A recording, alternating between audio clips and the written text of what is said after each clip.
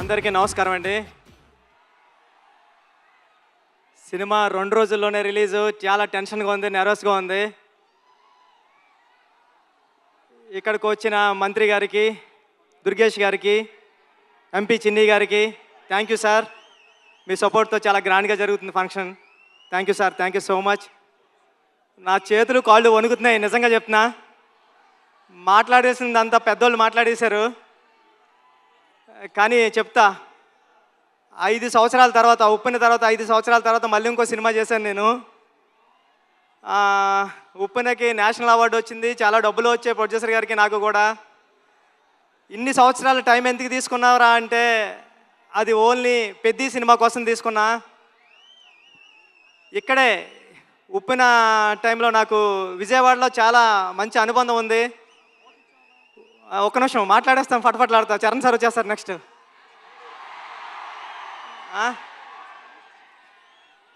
ఉప్పెన నేను ఇక్కడే నాగార్జున యూనివర్సిటీ దగ్గర సైకిల్ తొక్కుంటా రాసుకున్నాను స్టోరీ. నేను ఫాదర్ అవుతున్నానని డాక్టర్ గారు చెప్పింది కూడా విజయవాడలోనే. ఆ దుర్గామాత బ్లెస్సింగ్స్ నాకు ఎప్పుడూ ఉంటాయని కోరుకుంటున్నాను. చరణ్ సార్, నేను ఉప్పెన అయిపోయిన తర్వాత ఎవరితో సినిమా చేయాలని టెన్షన్లో తిరుగుతూ ఉంటే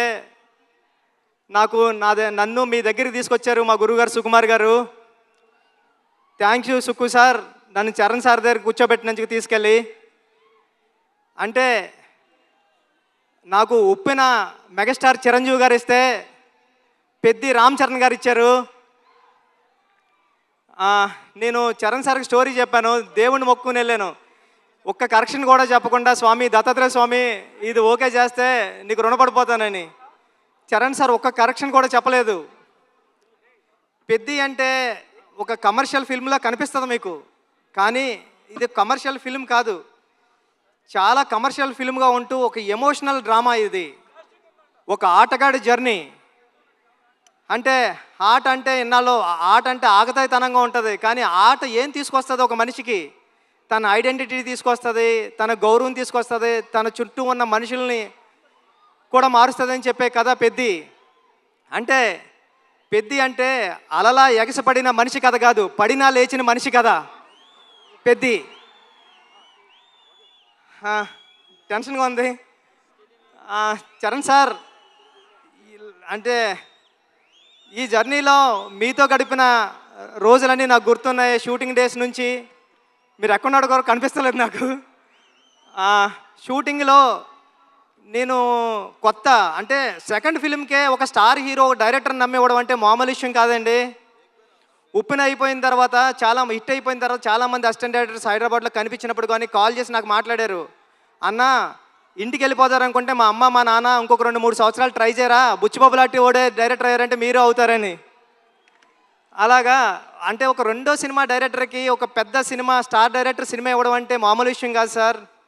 నన్ను నమ్మారు, నా కథను నమ్మారు. అంటే ఒక నిజాయితీగా ఒక కథ రాస్తే, పెద్ద కథ ఒక దర్శకుడు రాస్తే, ఒక నిజాయితీ గల హీరో ఆ కథను నమ్మి చేస్తే ఏంటి అన్నది పెద్ద తెలుస్తుందండి. పెద్ద నేను రోజు చూస్తున్నా, ఇప్పటికి నేను 50 టైమ్స్ నుండి 100 టైమ్స్ చూసా. పెద్ద చూసిన ప్రతిసారి సెకండ్ హాఫ్లో లాస్ట్ 40-50 నిమిషాలు నేను ఎమోషనల్ అయిపోతా, నా కళ్ళంటే నీళ్ళు వస్తాయి. సేమ్ టైము నా చుట్టుపక్కల చూసిన వాళ్ళు కూడా అదే చెప్తున్నారు. వాళ్ళు చాలా ఎక్కువ చెప్పారు, నేను చెప్తే బాగోదని చెప్తలేదు. చాలా మంచి సినిమా తీసావురా, చాలా బాగుంటుంది సినిమా, అందరూ చూస్తారు అని చెప్తున్నారండి.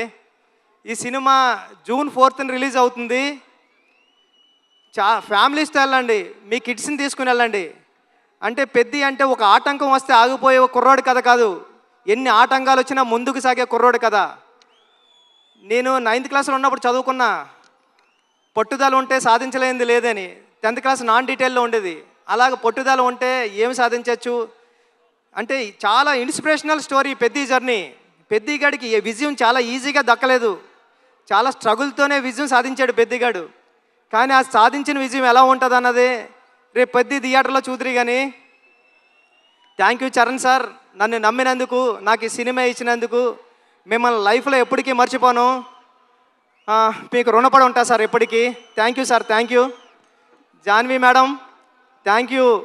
ఈ సినిమాకి మేమందరం మట్టిలో రస్టిక్గా ఉంటే మీరు తీసుకొచ్చి కలర్ యాడ్ చేశారు.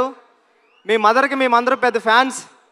మీ పర్ఫార్మెన్స్ ఎలా ఉంటుందంటే ఒక్కొక్క సీన్లోని ఒక మగరాయిల్లాగా ఉంటుంది, ఒక హీరోయిజం ఉంటుంది మీ పర్ఫార్మెన్స్లో. ఈ సినిమాలో చాలా మంచిగా యాక్ట్ చేశారు. ఈ అచ్చియమ్మ క్యారెక్టర్ని కూడా మర్చిపోవడం అంత ఈజీ కాదు. క్లైమాక్స్లో మీరు చేసే ఆ పెర్ఫార్మెన్స్ కానీ అన్నీ. Satish sir, thank you so much. ఇంత పెద్ద సినిమాని నమ్మి ఏ రోజు ఒక మాట అనకుండా నన్ను ఒరే నువ్వు చేసుకోపో అన్నారు. ఇది 350 కోట్లు ఎంత అయింది, నాకు 25 కోట్లతో తీసా పెద్ద సినిమా.